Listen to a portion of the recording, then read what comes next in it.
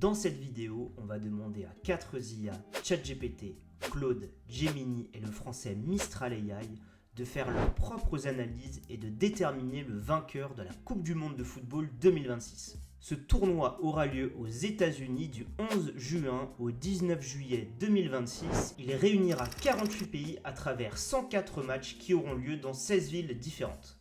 Et comme tout grand événement sportif qui se respecte, chacun a son propre pronostic. Alors vous vous souvenez probablement de Paul Le Poulpe, ce céphalopode allemand qui, pour la Coupe du Monde 2010, avait réussi la plupart de ses pronostics. Moi je vous rassure, j'ai pas de poulpe encore à la maison, par contre j'ai mes 4 IA qui ont chacune leur propre modèle de raisonnement. Et pour la jouer fair play dans cette expérience, chaque IA aura le même prompt, les mêmes instructions, et on va activer le modèle de raisonnement avancé pour comprendre comment elles réfléchissent, comment elles analysent et comment elles retranscrivent leurs résultats. Alors j'espère que vous êtes bien installés et c'est parti pour l'expérience. Alors pour la première partie, on commence avec Gemini et je vais vous montrer une fonctionnalité qui est intéressante, qui est la fonctionnalité des gems. Donc dans les gems, on peut définir des agents IA sur des fonctionnalités particulières. Et donc là, j'ai créé mon agent analyste Coupe du Monde 2026. Je lui ai donné une description, donc je lui ai dit tu es un analyste sportif expert spécialisé dans la prédiction et l'analyse de la Coupe du Monde 2026 et je lui ai donné le prompt que je vais donner à chaque IA. Tu es un analyste sportif expert analysé dans le football, tu as accès à la recherche web Google, ta mission est d'analyser la Coupe du Monde 2026.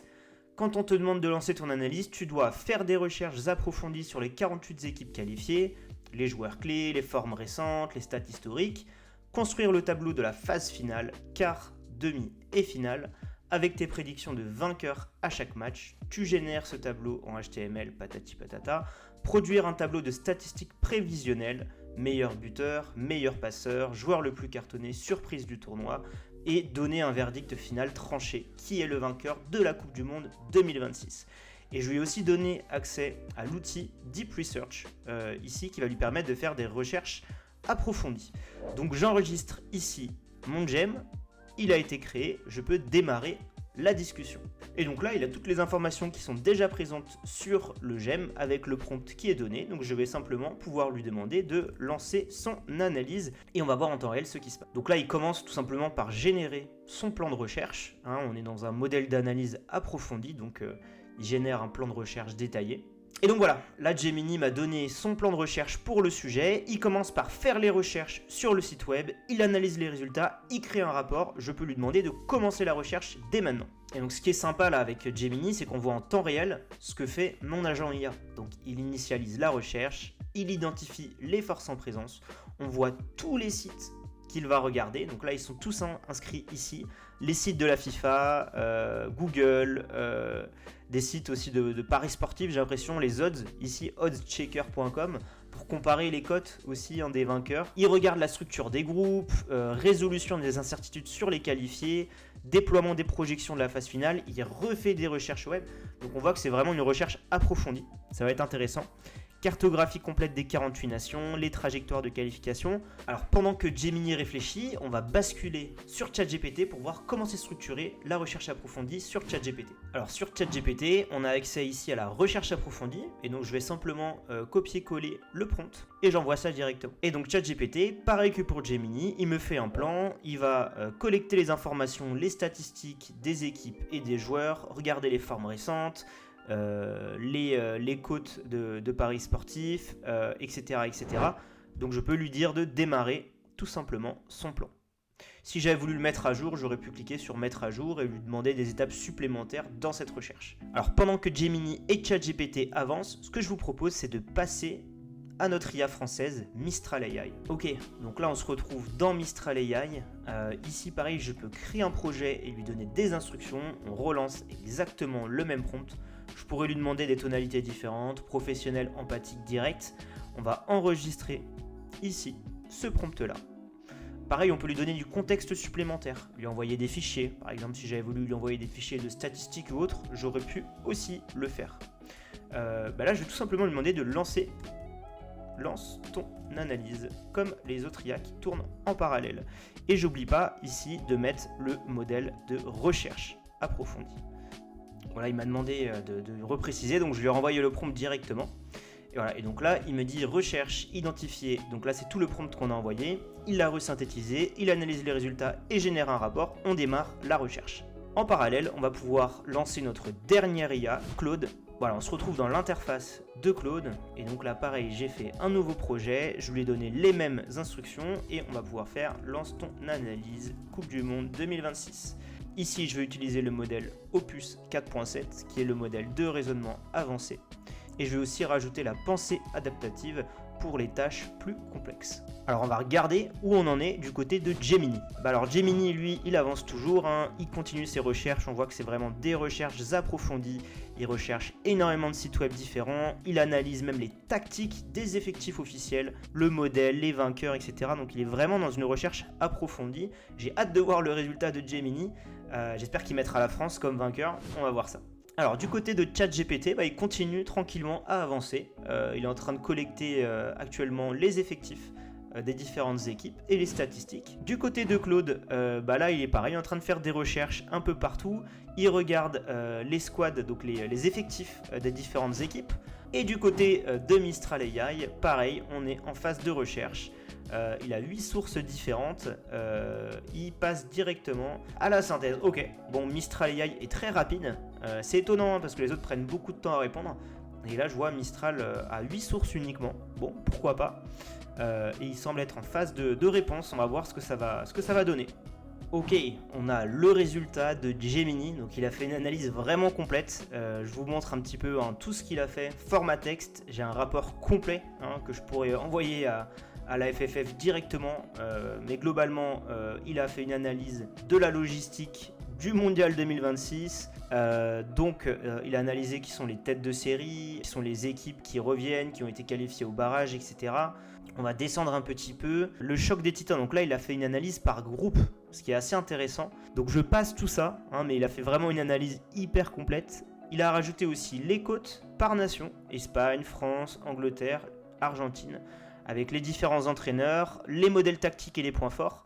Ça c'est très intéressant, mais alors on se pose la question, qui est le vainqueur côté Gemini et donc pour ce faire, Gemini nous a fait le tableau prévisionnel de la phase finale, donc il nous a fait du code HTML, j'ai copié-collé ce code dans un lecteur HTML et voici le tableau final pronostiqué de la Coupe du Monde 2026 pour Google Gemini.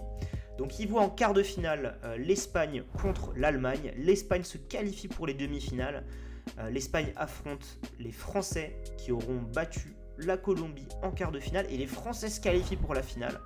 De l'autre côté, le Brésil se qualifie pour les demi-finales mais perd malheureusement contre l'Angleterre 1-0. L'Angleterre qui s'est qualifiée contre l'Argentine. Et en finale, France-Angleterre, les Français champions du monde. Donc voilà, les Français qui ont une nouvelle étoile sur le maillot à New York. La finale rêvée, France-Angleterre. 2-1, qualification, victoire des Français. Ce qui m'intéresse aussi de savoir, c'est les statistiques prévisionnelles. Donc là, on va reprendre le HTML, on va le mettre ici, et on va avoir les statistiques prévisionnelles de Gemini. Donc le meilleur buteur pour Gemini, c'est Kylian Mbappé à 7 buts.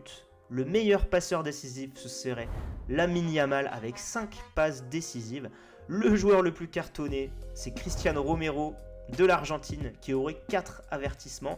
Et la surprise tactique du tournoi, ce serait la Colombie qui serait invaincue jusqu'en quart de finale. Voici pour les résultats de Gemini.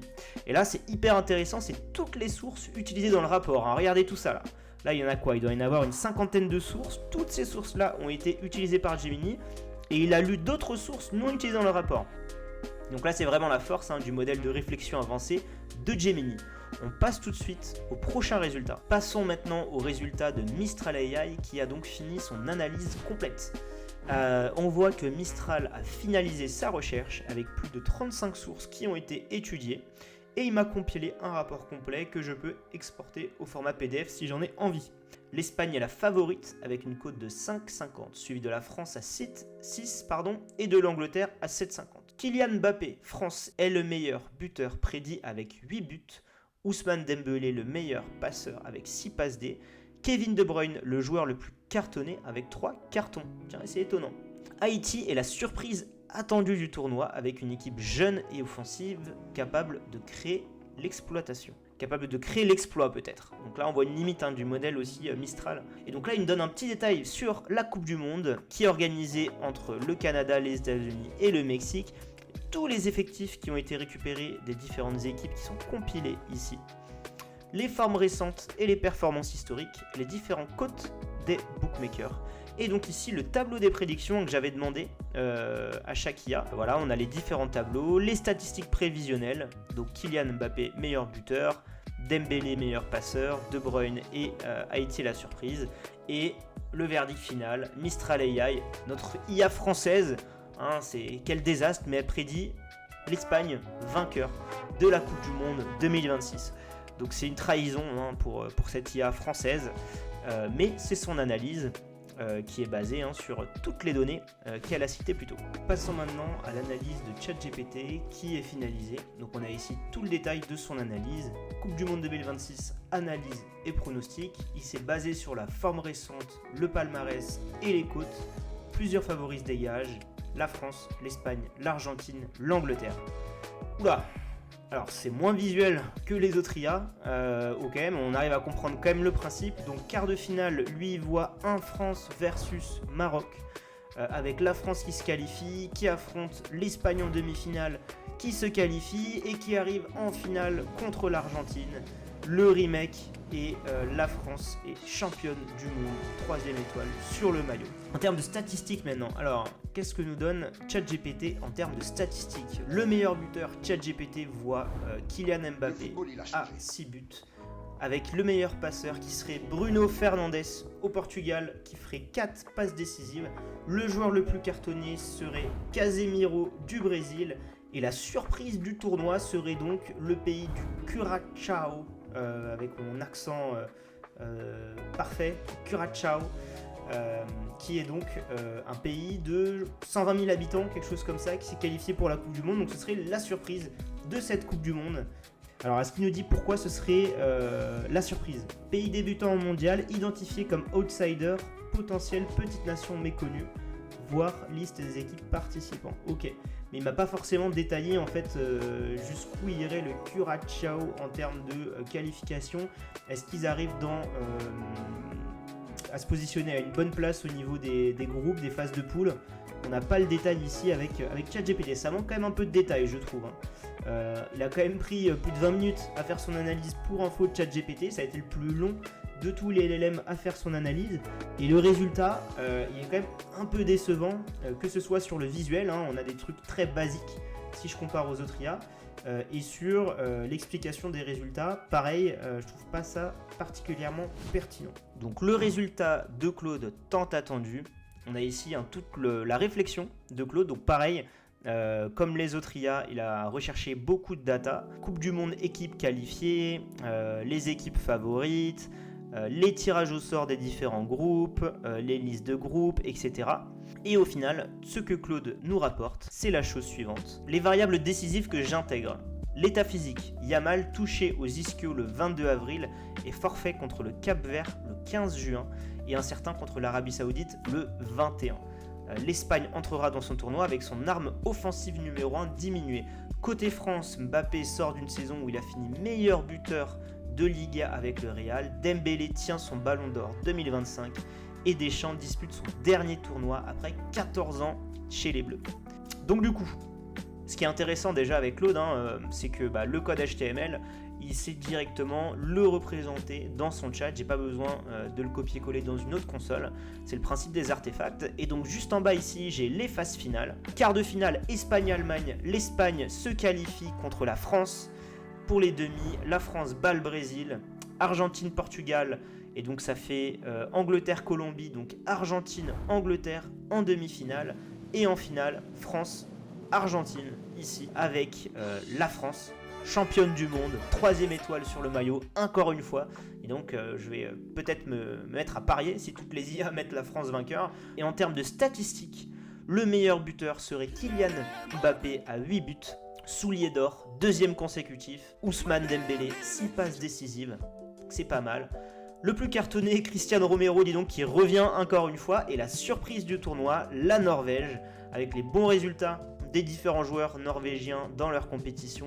Et donc le duo Haaland-Odegaard en mission, première grande compétition. La Norvège qui donc arriverait en quart de finale. Quart de finale, mais qui ne sont pas forcément représentés ici. Donc c'est assez marrant. Là on voit que l'IA a une limite, c'est-à-dire qu'ils disent que la Norvège est la surprise du tournoi, mais on les voit pas dans les quarts de finale ici. Donc pourquoi pas. Ok, bon bah voilà, ça c'est le résultat de Clone. Alors pour conclure, on voit que les différentes IA ont différents modèles de raisonnement, différentes façons d'analyser les statistiques.